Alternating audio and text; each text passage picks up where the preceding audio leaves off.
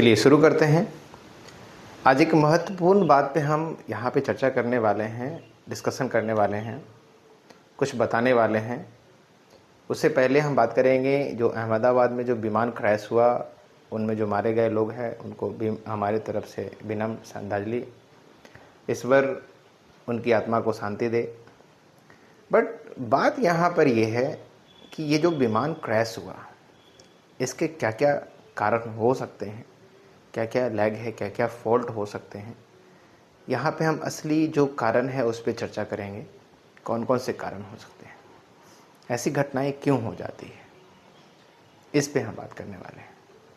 तो देखते हैं यहाँ पे अहमदाबाद विमान दुर्घटना की असली कारण क्या है। क्या असली कारण है, क्या कारण है? Maintenance lacking. मेंटेनेंस लैकिंग का मतलब क्या है कि जो विमान होता है, ये कोई भी चीज़ें होती है तो उसके मेंटेनेंस की ख्याल रखा जाता है कि उसका एक जो लाइफ है उसमें उसको मेंटेन करते रहने की। क्या मेंटेनेंस का लैकिंग था, ठीक से उसको मेंटेन नहीं किया जा रहा था, ऐसी कोई बात थी क्या? या दूसरी जो बात यहाँ पे है कि जो लोडिंग प्रॉब्लम है, मतलब जो लगेज ले जाते हैं, जितने भी यात्री हैं लगेज ले जाते हैं उसमें, तो उसको लोडिंग करने का तरीका क्या था, कैसे रखा था वो, क्या वो ठीक से नहीं रखा था, इस कारण से जो विमान है वो इम्बैलेंस चल रहा था। क्या वजह क्या बन रही थी? इसके बाद वजह है टेक्निकल इशू। क्या कोई टेक्निकल इशू थी? टेक्निकल इशू का मतलब है कि जितने भी टेक्नीशियंस होते हैं, जो काम करते हैं, जो कर्मचारी रहते हैं, क्या उन्होंने सही से देखभाल नहीं किया, जांच परख नहीं हुआ? क्या टेक्निकल इशू था? कैसा टेक्निकल इशू था? ये जांच का एक विषय है। आगे समझते हैं इंजन फेलुअर। इंजन फेलुअर होने का एक कारण बन सकता है कि अगर इंजन फेल हो गया है ना, तो इसके कारण भी क्या है, विमान जो है वो चल नहीं पाएगा, क्योंकि ये जो है वो एक इलेक्ट्रिक है ना से ऑपरेट हो रहा है, पेट्रोल चल रहा है, इतना पेट्रोल पे चल रहा है, इलेक्ट्रिक पे ऑपरेट हो रहा है, तो ये चीज़ें फिर क्या होती है, कनेक्शन कट हो जाता है। तो ऐसे में भी हो सकती है, यानी इंजन फेलुअर का एक कारण भी बन सकता है। इसके बाद बता रहे हैं यहाँ पे कि पायलट एरर। कुछ लोग ऐसा बता रहे हैं, जैसे कि अभी तक बहुत सारे न्यूज़ेस आए हैं, बहुत सारे लोग बता रहे हैं, कुछ ना कुछ बोलते जा रहे हैं। कुछ लोग कह रहे हैं कि पायलट का एरर है, पायलट खुद ही साथ में मारा गया। पायलट ने अंत तक उन्होंने कोशिश किया कि प्लेन को ऊपर उड़ाया जाए, इसलिए प्लेन का जो आगे का जो हेड पार्ट था वो ऊपर की ओर ही था। तो यहाँ पे लेकिन अब वो तो आदमी है नहीं, अब जो है नहीं उसके बारे में इल्ज़ाम लगा दो और सिस्टम जो है अपने आप को किनारे कर दे, बच जाए, अपना पल्ला झाड़ ले, हमने कुछ किया ही नहीं, मेरी कोई गलती ही नहीं है। तो ये कुछ भी बोल सकते हैं। तो समझने की आगे ज़रूरत है यहाँ पे हमें। एक है क्या, फ्लैप डाउन।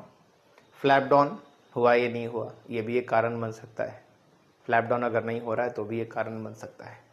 इसके बाद कह रहा है कि जो रैट डिप्लॉयड है, रैट डिप्लॉयड जो जो चक्के होते हैं, जो व्हील्स होते हैं, वो ऊपर की ओर हुए नहीं हुए, तो ये भी एक कारण बन सकता है।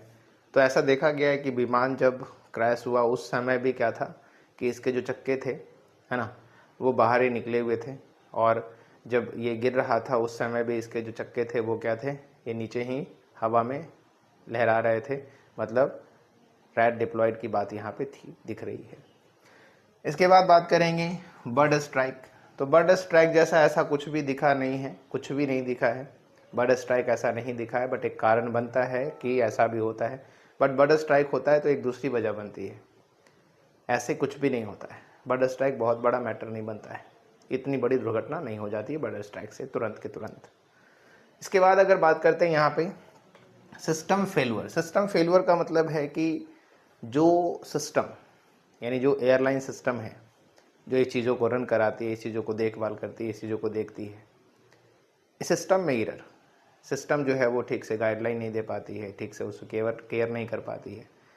कई साल, कई पुराने 20 साल 25 साल 50 साल पुराने जो एरोप्लेन्स होते हैं, विमान होते हैं, उसको चलाते हैं, है ना। लेकिन अब ये जो बड़ी वजह बनती है कि सिस्टम में भी फेलुअर होता है। सिस्टम के लोग ऐसे हैं एकदम नकारा, जो काम करना नहीं चाहते हैं, अपने जो दायित्व जो दिए जाते हैं उनको वो ठीक से नहीं पूरा करते हैं। बस अपनी गलती को दूसरे पे मढ़ना उनका एक जिम्मेदारी बन जाती है, काम बन जाती है, अपनी जिम्मेदारियों से पीछे हटते हैं। ऐसी घटनाएं, बहुत सारी घटनाएं हमारे देश में हुई है। ट्रेन की दुर्घटना हो रही है, सड़क की दुर्घटनाएं हो रही है, विमान की दुर्घटनाएं हो रही है। आज की बात है कि आज के दिन भी मुंबई से जो लंदन के लिए फ़्लाइट जा रही थी एयर इंडिया, उसमें भी कुछ फॉल्ट आया और वो वापस जो है आधे रास्ते कुछ ही दूर जाने के बाद फिर वापस आ गया। तो ये फॉल्ट कहाँ से आ रही है? क्या सिस्टम जो है उन चीज़ों को नहीं देख पा रहा, या कोई एक साजिश हो सकती है? क्या है ये चीज़ें? तो आइए समझते हैं, आगे देखते हैं। प्री प्लानिंग, कहीं ऐसा तो नहीं है, कहीं ऐसा तो नहीं है कि प्री प्लानिंग है? कुछ लोग जो है ऐसा करना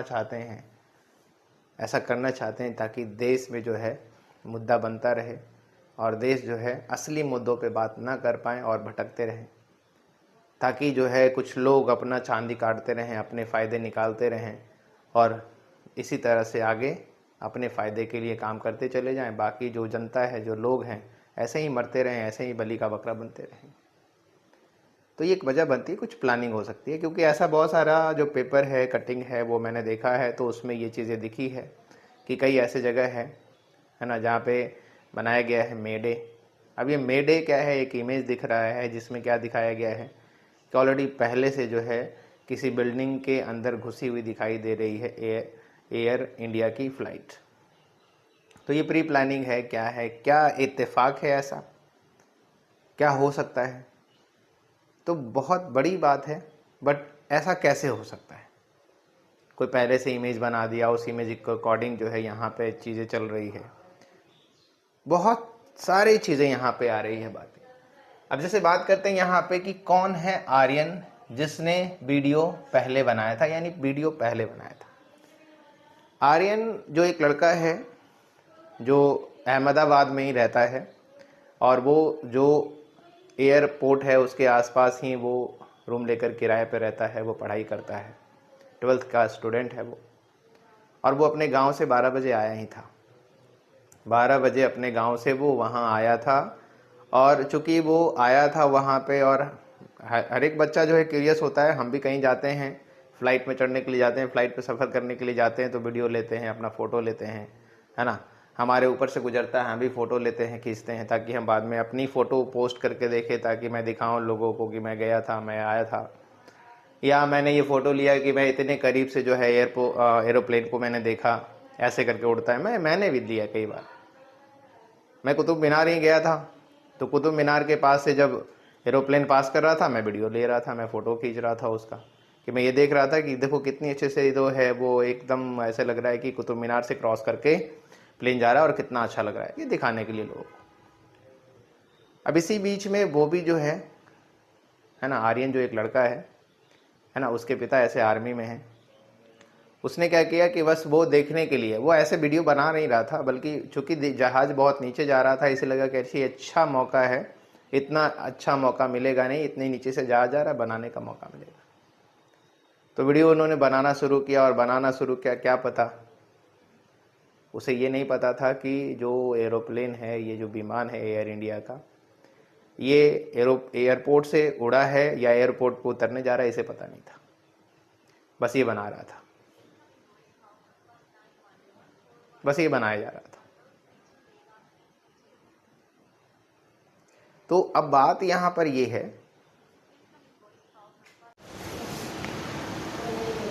आर्यन वीडियो बना रहा था और देखा उसने कि क्या है कि प्लेन जो है वो और नीचे होता चला जा रहा है, और तैसे ही उसी क्षण जो है वो ब्लास्ट होता है वहाँ पे।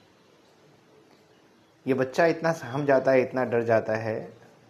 कुछ लोग वहाँ पे आते हैं और उसके मोहल्ले वाले देखते हैं वीडियो, तो वो कहते हैं कि वीडियो तुम कुछ मत करो, दूसरे मोबाइल से दूसरे को वीडियो अपने पिताजी को भेजता है, वो कहीं और सेंड करते हैं, इस तरह से ये वीडियो वायरल हो जाती है। अब यहाँ पे बात ये है कि ये तो एक बच्चा है, ये क्यूरियसिटी इसकी थी कि हम जहाज़ की वीडियो लेंगे, हम भी लेते हैं, सब कोई लेता है, कोई नहीं लेता, सब कोई लेना चाहता है, सबको अच्छा लगता है ऐसा करना। लेकिन वजह ये है कि हुआ कैसे ये चीज़, क्या इतने सारे कारण थे, किसके फॉल्ट थे? अब सिस्टम जो है, सवालों का जो जवाब है, कैसे दे पाएगी, कैसे कर पाएगी? क्या इसका निष्कर्ष निकलता है? क्या ऐसी घटनाएं हमेशा होती रहेगी? क्या लोग ऐसे ही लापरवाह होकर के अपने जिम्मेदारी से भागते रहेंगे? क्या सचमुच में सिस्टम पूरी तरह से करप्ट हो चुका है, बर्बाद हो चुका है?